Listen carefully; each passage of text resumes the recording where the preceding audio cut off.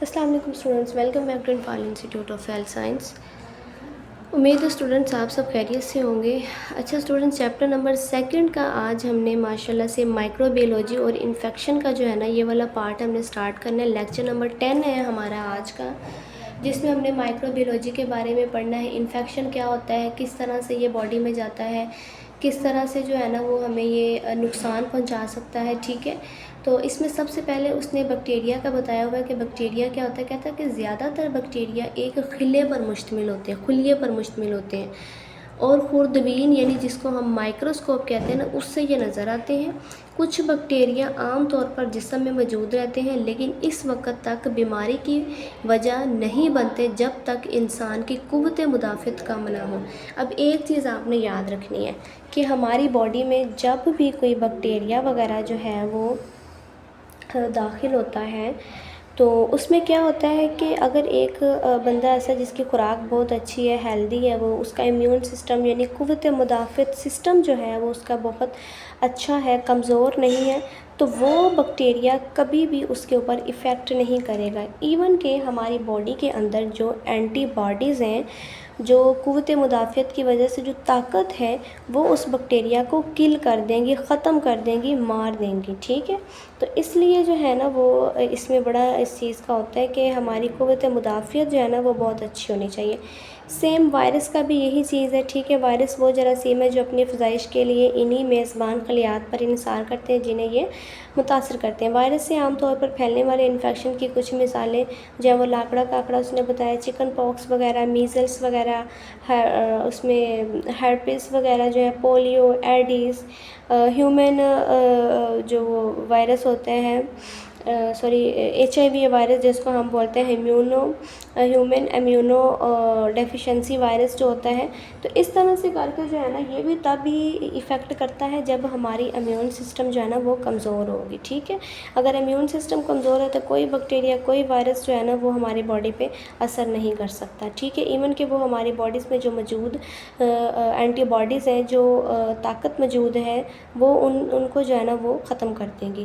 اب نیکسٹ اس نے بتایا ہوا ہے کہ ہیلمن، تھیمس اور پروٹوزوا، اس میں وہ کہتا ہے کہ انہیں اپنی تمام زندگی یا اس کا کچھ حصہ گزارنے کے لیے کسی مناسب میزبان کی ضرورت ہوتی ہے، جبکہ میزبان ان سے انفیکشن کا شکار ہو جاتا ہوتا ہے۔ مثال کے طور پر پیٹ کے کیڑے یعنی ہک وارم جن کو ہم بولتے ہیں، یہ انسان میں انیمیا کی وجہ بن سکتے ہیں، ٹھیک ہے۔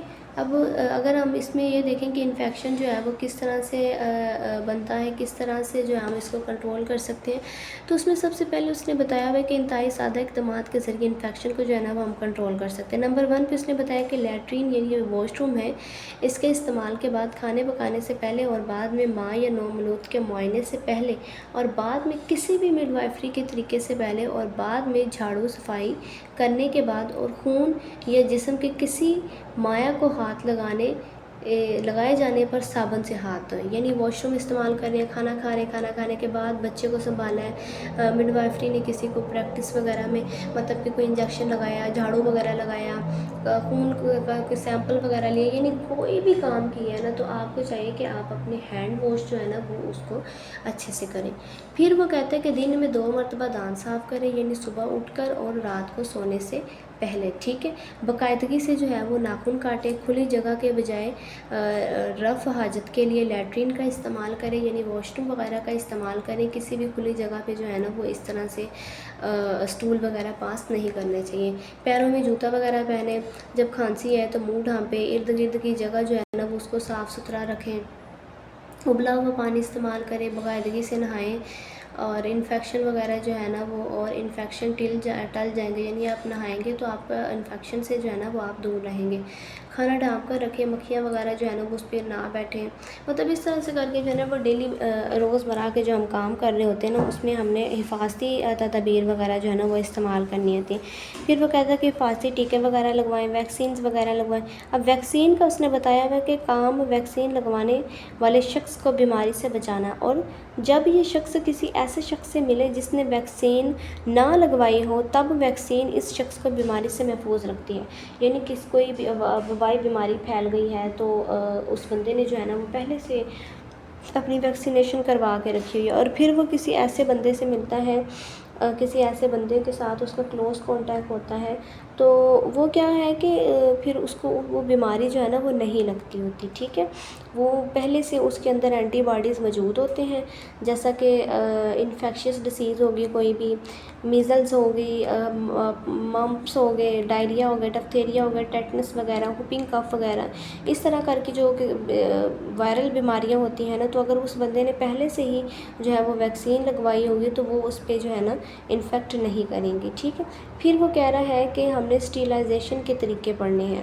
اسٹیلائزیشن کس طرح سے ہم کرتے ہیں، اس میں سب سے پہلے وہ کہہ رہا ہے کہ اسٹیلائزیشن مؤثر انداز میں تمام جراثیم کو جو ہے نا وہ مار دیتی ہے، ٹھیک ہے. اس میں ہم کیا کیا یوز کرتے ہیں، اس میں سب سے پہلے اس نے بتایا ہوا ہے کہ پریشر اسٹیلائزیشن ہم استعمال کرتے ہیں، جس کو ہم آٹو کلیونگ بھی بولتے ہوتے ہیں. اس میں یہ ایک ایسا آلہ ہے جس میں اوزار اور دیگر اشیاء کو جراثیم سے پاک کرنے کے لیے بھاپ استعمال ہوتی ہے، اور مطلب اس کے اندر بھاپ جو ہے نا وہ بن رہی ہوتی ہے، اور بعد میں ہم نے جو ہے نا وہ جو بھی ہم وہ چیز ہوتی ہے اس کو ہم اس کے اندر ڈال دیتے ہیں، اور وہ اچھے سے جو ہے نا وہ ڈس انفیکشن ہو جاتی ہے، ڈس انفیکٹ ہو جاتی ہے، سارے جراثیم وغیرہ جو ہے نا وہ اس پہ ختم ہو جاتے ہیں، ٹھیک ہے. کہتا ہے کہ آٹو کلیونگ اسٹیلائزیشن کا وہ طریقہ جس میں تمام اشیاء کو 20 منٹ کے لیے جو ہے نا وہ 20 سے 25 کے 150 سوری یہاں پہ نا تھوڑا سا صحیح سے نظر نہیں آ رہا، وہ کہہ رہا ہے کہ 250 ڈگری فارنہائٹ تک ہم نے جو ہے نا وہ اس کو رکھنا ہوتا ہے، ٹھیک ہے. اور 121 سینٹی گریڈ میں یہ درجہ حرارت اس کا ہوتا ہے، ٹھیک ہے. پھر بوائلنگ میں یہی سیم وہی چیز آ جاتی ہے کہ ایک سادہ سا عمل ہے جو کہ کہیں بھی ہم استعمال کر سکتے ہیں. پانی وغیرہ ہم جو ہے نا وہ گندا کہیں ہے تو ہم اس کو صاف ستھرا کر کے بوائل کر کے ہم اس کو پی سکتے ہیں، فلٹر ہو جائے گا، ٹھیک ہے. تو اس میں وہ کیا کہتے ہیں کہ جب بھاپ یا خشک حرارت کے ذریعے اسٹیلائزیشن ممکن نہ ہو تو ڈھکنے والے برتن میں 20 منٹ تک ابلنا پیتھوجن بشمول ہیپاٹائٹس بی اور HIV کو جو مطلب HIV وغیرہ جیسے ہوتے ہیں نا وہ زہریلی قسم کے مادے وغیرہ، ٹھیک ہے، اس سے جو ہے نا وہ یہ ختم ہو جاتے ہوتے ہیں. اس میں اس نے کہا ہوا ہے کہ ہیپاٹائٹس بی اور HIV کو غیر فعال بنانے کا بااعتماد طریقہ ہے یہ، ٹھیک ہے. کیمیائی اسٹیلائزیشن یعنی کیمیکل اسٹیلائزیشن میں وہ کہتا ہے کہ کیمیائی مواد بھی اسٹیلائزیشن کے لیے استعمال ہوتے ہیں، یعنی کیمیکلز وغیرہ مختلف جو ہے نا وہ بایولوجیکل مٹیریلز وغیرہ، فائبر آپٹکس وغیرہ، اس طرح کی چیزیں جو ہے نا وہ ہم یوز کرتے ہیں جراثیم کو ختم کرنے کے لیے. پھر اس نے بتایا ہوا ہے کہ ایتھلین آکسائڈ یہ گیس ان اشیاء کو جو کہ 80 درجے سینٹی گریڈ سے زیادہ درجہ حرارت پر حساس ہیں، جیسا کہ پلاسٹک، آپٹکس اور الیکٹرانکس چیزیں وغیرہ جو ہوتی ہیں نا، یہ ان کے لیے استعمال ہوتا ہے. ایتھلین آکسائڈ کی وہ کہہ رہا ہے کہ تقریباً 30 ڈگری سینٹی گریڈ اور 50 ڈگری سینٹی گریڈ درجہ حرارت کے درمیان 30% سے زیادہ نمی اس کے اندر جو ہے نا وہ موجود ہوتی ہے، ٹھیک ہے. 3 گھنٹے کے لیے اگر ہم اس کو استعمال کرتے ہیں تو وہ کہتا ہے کہ ایتھلین آکسائڈ بہت اچھی طرح کاغذ، کپڑے اور پلاسٹک کی جو بھی چیزیں ہوتی ہیں اس میں جذب ہوتی ہے، اور مؤثر انداز میں جو ہے نا وہ اس کو اچھے سے صاف ستھرا کر کے یہ ہمیں دے دیتی ہوتی ہے، ٹھیک ہے.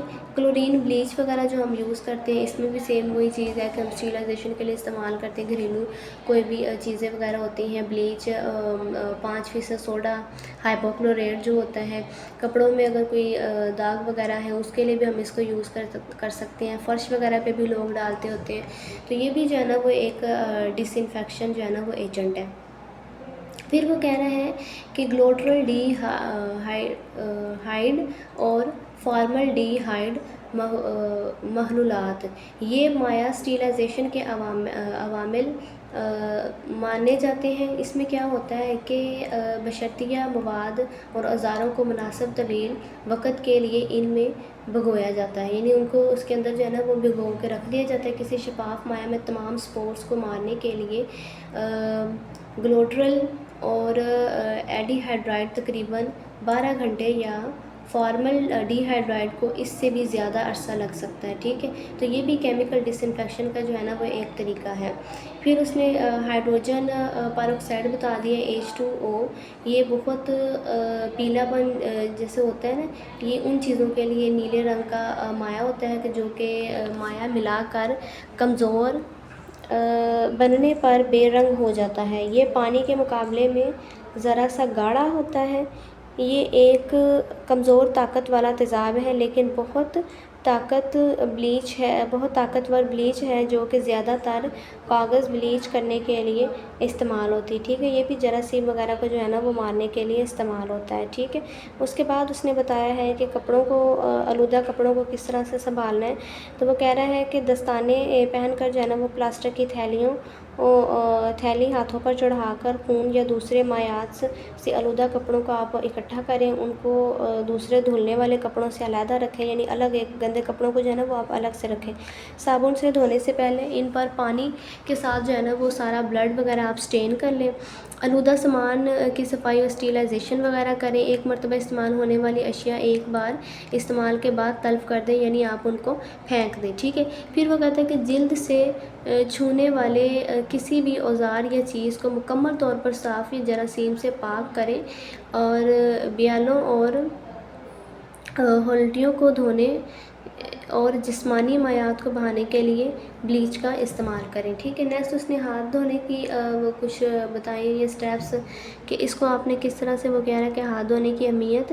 کہتا ہے کہ کلائنٹ عورت کا معائنہ کرنے سے پہلے دھوئیں، یعنی آپ کے پاس کوئی پیشنٹ آیا، آپ اس کا معائنہ کرنے لگے ہیں تو آپ جو ہے نا وہ پہلے ہاتھ وغیرہ دھوئیں، اور اس طرح سے جو ہے نا وہ پیشنٹ بھی سیف رہے گا اور آپ بھی، ٹھیک ہے. جب آپ نے اس کا معائنہ کر لیا ہے، چیک اپ کر لیا، اس کے بعد بھی دھوئیں. طبی کارروائیوں جیسا کہ پیلوک کا ہم معائنہ کرنے لگے تو اس دوران بھی، ویسے ہم کوئی الٹرا ساؤنڈ کرنے لگے، PV وغیرہ کرنے لگے، اس دوران بھی، خون یا پیشاب یا دیگر مواد کے نمونوں کو چھونے یا پکڑنے کے دوران، تو اس طرح سے کر کے جو ہے نا واش روم وغیرہ جا رہے ہیں، وہاں سے آ رہے ہیں، کسی بھی طرح کا جو ہم نے کام کرنا ہے نا تو ہم نے اس کو نا ہاتھ وغیرہ اپنے اچھے سے واش کرنے ہیں تاکہ انفیکشن وغیرہ نہ پھیلے ہمیں، ٹھیک ہے. کہہ رہا ہے کہ معمول روٹین کے مطابق ہاتھ دھونے کے مراحل. بہتے ہوئے پانی سے اچھی طرح آپ ہاتھ کو گیلا کریں، صابن کے ساتھ دونوں ہتھیلیاں ملائیں، اچھی طرح جھاگ بنائیں، ٹھیک ہے، جو کہ پانی کو ہاتھوں کو پوری طرح جو ہے نا وہ ڈھانپ لیں. پھر وہ کیا کہتا ہے کہ انگلیوں اور انگوٹھوں کو آپس میں پھنسا کر، یہ ہاتھ دھونے کے جو ہے نا وہ سارے طریقے اس نے بتائے ہوئے ہیں، ٹھیک ہے. پانی کو ہاتھوں کو بہتے ہوئے صاف پانی میں جو ہے نا وہ آپ نیچے رکھیں، اس کو دھوئیں اور صاف تولیے کے ساتھ خشک کریں. صاف تولیے سے یا ہوا میں آپ جو ہے نا وہ اس کو خشک کر سکتے ہیں، ٹھیک ہے. اگر کسی طبی کارروائی سے پہلے ہاتھ دھوئیں تو کلائنٹ صاف اوزاروں یا دیگر اشیاء کو چھونے اور دستانے پہننے سے پہلے کسی صاف سطح کو نہ چھوئیں، ٹھیک ہے. تو یہ تھے ہاتھ دھونے کے طریقے، ٹھیک ہے. چھوٹا سا ہمارا لیکچر تھا جس میں ہم نے جو ہے نا وہ سارے ڈس انفیکشن کس طرح سے ہم کرتے ہیں اور کس طرح سے ہم نے جو ہے نا وہ اپنے آپ کو بیماریوں سے بچانا ہے، یہ سارے جو ہے نا وہ اس کے طریقے تھے، ٹھیک ہے. تو ہوپ فلی آپ کو جو ہے نا وہ لیکچر سمجھ میں آیا. وہ سب بہت شکریہ، جزاک اللہ. دعاؤں میں یاد رکھیں. اللہ حافظ.